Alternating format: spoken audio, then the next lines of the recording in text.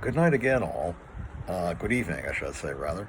Um, I realized in my reviewing my reviews of various science fiction movies and television shows, I omitted one of the absolute best, and that is, of course, Stanley Kubrick's magnificent 2001: A Space Odyssey from 1968. I was 9 at the time that it came out, and I insisted that my father take me to see it. He thought it was boring and he wanted to leave after the intermission. I absolutely refused to leave, made him sit through the rest of it, and I'm glad, I think he's glad too that I made him do that. Anyway, directed by Stanley Kubrick, written by the great Arthur C. Clarke and Stanley Kubrick. They collaborated on writing. They wrote both the novel and the screenplay at the same time, so people get mixed up. They think that it's based on an Arthur C. Clarke novel. No, it's not. They wrote them simultaneously. Things are explained a bit more in the novel, but again, the novel did not come before the book in this particular instance, though it was based in part on Arthur C. Clarke's short story, The Sentinel, and also another story called Encounter in the Dawn, which prefigures some of the Dawn of Man sequence. Stars, of course, Keir Dullea, Gary Lockwood, William Sylvester, and the voice of Douglas Rain as HAL 9000, one of the most memorable characters ever created. And it spans, the dawn of man all the way to apparently man's age of enlightenment as the ending where Dave Bowman is reborn as the Star Child. Nobody else had the gumption or the money or the backing or the capability of doing this except Stanley Kubrick. I don't think anybody else could have had this vision and pulled it off the way that he did. The special effects done by Doug Trumbull are magnificent and won an Academy Award, the only one that Kubrick won for the film, for the supervising the special effects. The model shots are incredible. The music is fantastic. There was an original score originally written by Alex North, who had done the score for Spartacus, but it was not used. Kubrick decided instead to use classical music, Strauss and Wagner and several others, Ligotti, and he used them to very great effects, particularly the Blue Danube Waltz in the sequence where the Pan Am, and that dates the film, Pan Am went bankrupt many years ago, but he wouldn't know that, where the Pan Am shuttle docks with the rotating space station. The use of the Blue Danube is just perfect in that, I thought, for the sequence. Like I said, probably the greatest science fiction film ever made, certainly in the top 10 of anybody's list. Such innovative things. Kubrick actually built a huge rotating centrifuge for the anti-gravity section of the Discovery spacecraft, Discovery 1. And it was built by Vickers Armstrong Engineering Company. It cost $750,000 in 1968. That would be $68 million today to build. And the thing it was amazing. The actors were always at the bottom of the centrifuge. But if you wanted to have one pass, like there's a scene where Dave Bowman is in one section and Frank Poole is in the other, and they pass each other. Gary Lockwood had to be strapped to the top of the centrifuge, and Keir Dullea was strapped to the bottom so that they could pass each other. Just amazing. It comes off fantastic. And some really great ideas, too. The idea of the such simple things as the sticky boots for the stewardess of the shuttle, so that she could walk in anti-gravity, basically up the wall, because there's no up and down in space. That's an illusion. There is no up and down. So that made a lot of sense. The spacesuits looked good. They looked professional. And again, Kubrick consulted with NASA on a lot of this stuff. Um, the design of Hal was fantastic, although his eye is basically just a big camera lens. And of course, Douglas Rain's voice was fantastic. Originally, Hal was going to be called Athena. It was going to be female, based on the goddess of wisdom. Um, and then later they changed that, and there were many, many, many drafts of the script before it was actually produced. Um, and I think Kubrick and Clark kind of fought over a few things, but not many. I'm not going to go through the entire thing because that would take me, hours and hours. I'll just give a brief précis. It begins in quote unquote the dawn of man. There's a sequence you see early on of a leopard sitting up on a hilltop, and you see the moonlight glinting off the leopard's eyes, and I just thought that was a beautiful shot. Really, the cinematography in this movie was fantastic, and a tribe of early humans are sort of just hanging around hunting in the dawn. They're hunter-gatherers, and they have various threats. They're threatened by leopards. They're threatened by opposing tribes, and they're basically at the mercy of basically all of the elements and everything. And then they discover a strange black monolith, and their leader, who is known as Moonwalker, walks up to the monolith and touches it, and all of a sudden he gets an idea, and the idea is to take the bones of a dead tapir and use it as a weapon against their rival tribe. And this is meant to be the first use of idea that man gets to use tools, and because now he can use tools, they have an advantage over this other tribe, and they all start picking up bones and hitting. First, they use it to bring down a tapir, which will help them eat, and then when the opposing tribe attacks them, to take the tapir meat away from them, they beat them off with these bones that they've turned into weapons. And the last scene is you see Moonwalker throw his bone triumphantly up into the air, and to the music of The Spock Zarathustra by Richard Strauss, and it spins through the air, and it comes. And they had to do this match cut something like 120 times before they got it right, and it spins down, and it turns into a spacecraft, and that's orbiting somewhere, and we see several other spacecraft, and then we meet Dr. Haywood Floyd, who is a scientist for the National Council of Astronautics, which is the precursor to NASA. And he is he played by William Sylvester, and he is headed up to Clavius, which is a base on the moon. And we don't really know, he's on a secret mission, so we don't really know why he's going up there at first.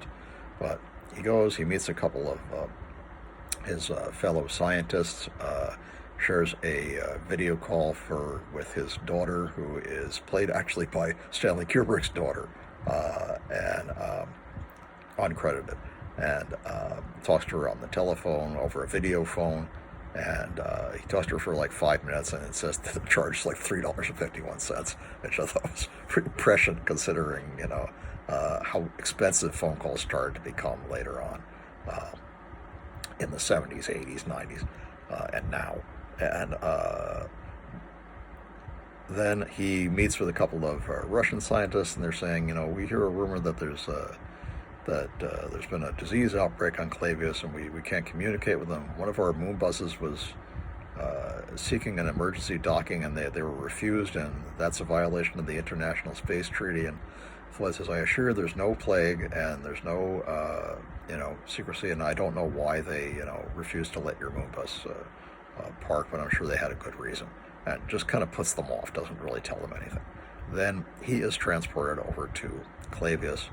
All the model shots in this thing are incredible, and also they used a lot of chroma key to put people inside the cockpit and things like that when they actually weren't. But it works, and it was really quite well done. They take him over to Clavius Base, which is a very nicely designed base, sort of a circular shape, and Then he goes into a conference, and first there are people taking some photographs, and journalists and things, and he says, okay, I'm going to have to ask you guys to leave now for security reasons. And now he's talking to the scientists there at the base. He says, I'm sorry that you've had to upset your families with this. I know you're unhappy with this cover story of there being a virus outbreak here in Clavis, but you have to understand we had to come up with a cover story that was convincing, and I'm sorry this has upset some of your families and your friends, but I assure you it was quite necessary. And we'll go through more of what happened at breeding at a later date. And then he's taken out to Tycho Crater on one of these moon buses. And on the moon bus, he is given a briefing and shown some photographs of an object that was dug up in the Tycho Crater by an excavation team. Turns out it's another monolith, and the scientists tell him they think it's been buried there deliberately. It appears to have been deliberately buried 4 million years ago, and that's all they know about it. And they take him out to the monolith, and as they are taking photographs of the monolith, it emits a high-pitched sound, which is aimed at Jupiter. Next, we cut to it's 10 years later, and there's a spacecraft, the giant spacecraft Discovery 1, is headed on a mission to Jupiter. Several scientists, 5 scientists have been placed in, 3, have been placed in hibernation, and the 2 remaining astronauts and scientists, Dave Bowman, played by Keir Dullea, and Frank Poole, played by Gary Lockwood, are seen jogging and doing exercises on this centrifuge and talking. And they show them an interview with on BBC 12, which I thought was kind of funny. They figured there'd be a lot more BBC channels, by 2001 than there actually were.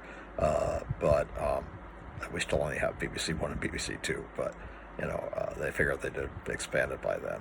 And they're talking to them, and they're also talking about the ship's computer, HAL 9000, and HAL 9000, who likes to be known as HAL, and has a human-like personality, but again, they tell him that the only reason that he does is so that the crewmen can interact with him. They don't really know if he has his own emotions or not, and that's kind of an interesting point that comes up. You see the daily sort of activities that they're going through, and see Hal interacting and like playing a game of chess with Frank Poole, which he wins. Hal wins, I should say, and also talking to Dave Bowman about some sketches that he's been making of the scientists who are in hibernation. He says, "Can I see that sketch?" And he holds it up to him. He says, "That's very good. That's Dr. Kaminsky, isn't it?" He says, "Yes." He says, "I think you're getting quite much better." And they're just having sort of a casual conversation, and then Hal says, "Can I ask you something, Dr. Bowman?" He says, "Yes, certainly, Hal." He says, "Don't you think there's some unusual things about this mission?" And he says, "What do you mean, Hal?" He says, "Well, I just thought that it's kind of unusual, the step of putting the Dr. Kimball, Kaminsky, and Hunter on already in hibernation, and there were some rumors about something being dug up on the moon." He says, "Oh, those are just rumors, Hal. You shouldn't believe that."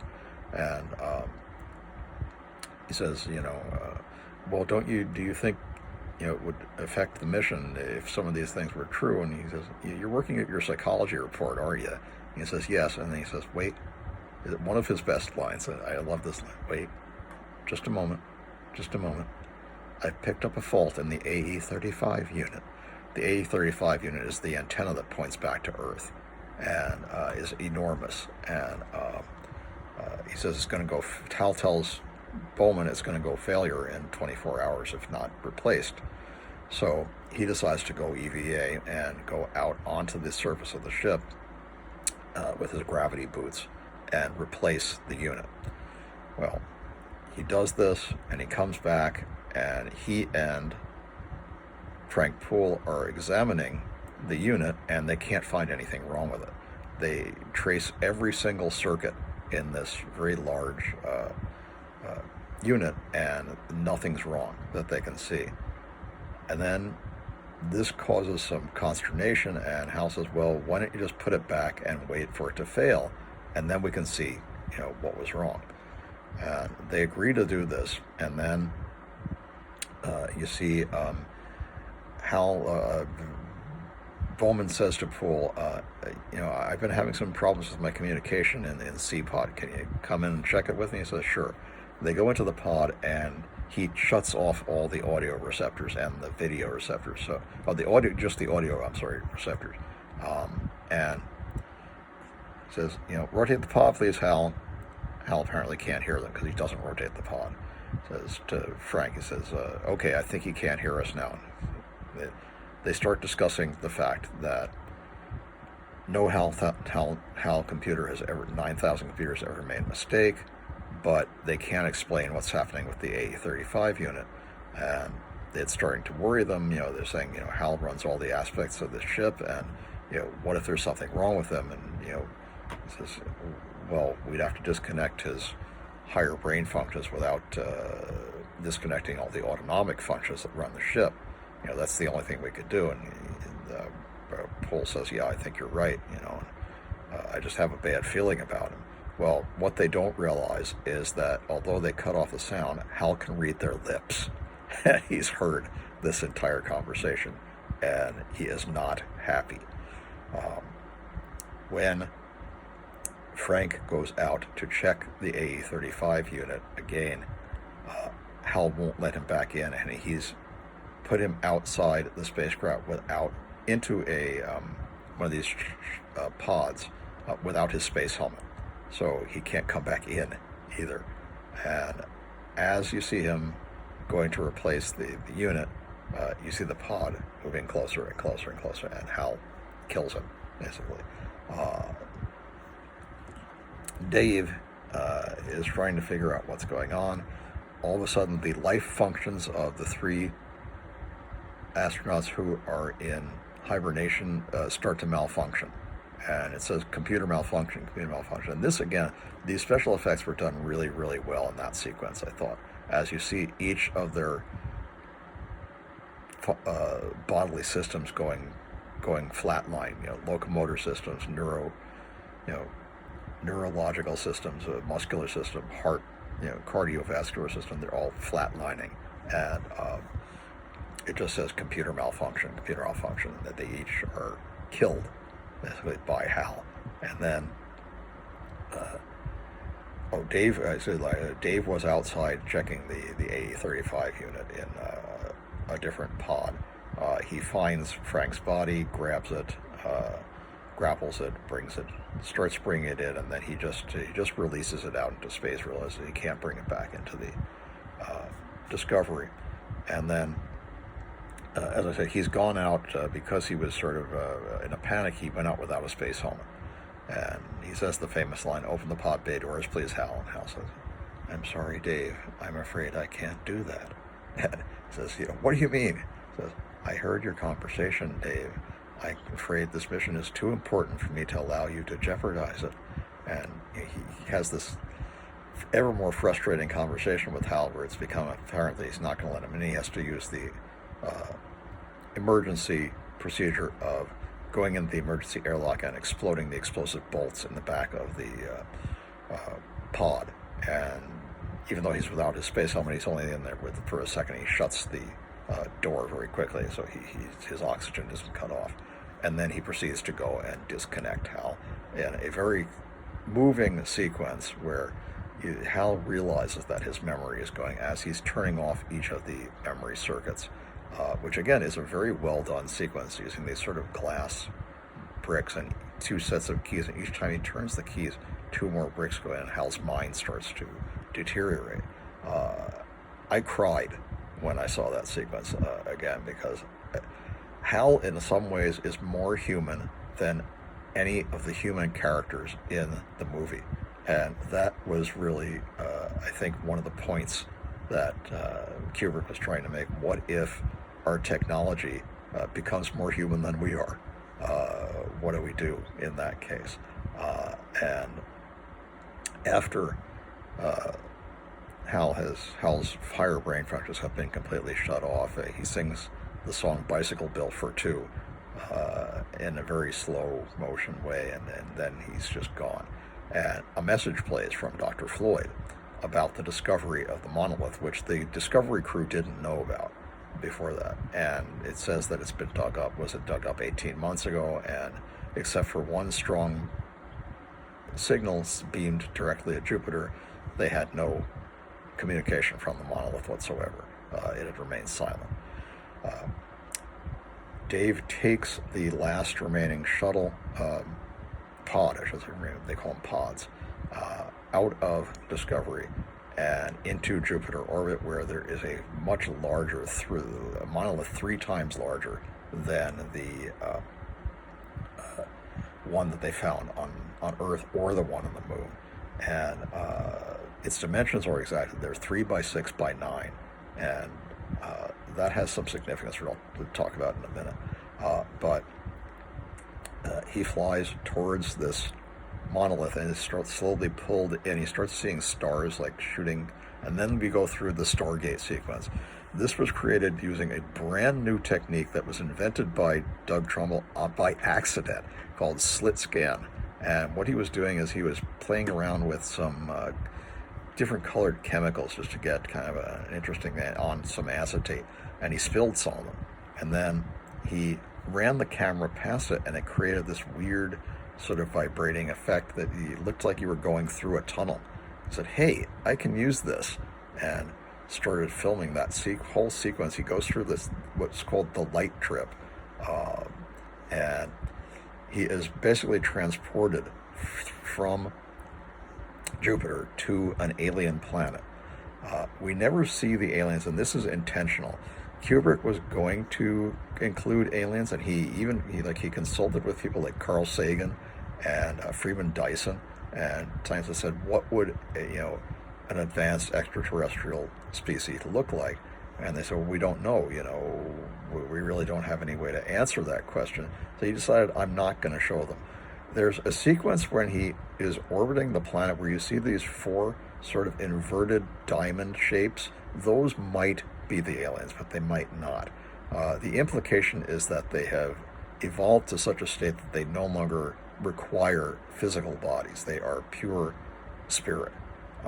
Anyway, they take him to this planet, and he goes through this sequence where you see these really bright, weird, solarized colors, and then all of a sudden he's in this sort of what's referred to as the Victorian drawing room, or the neoclassical drawing room.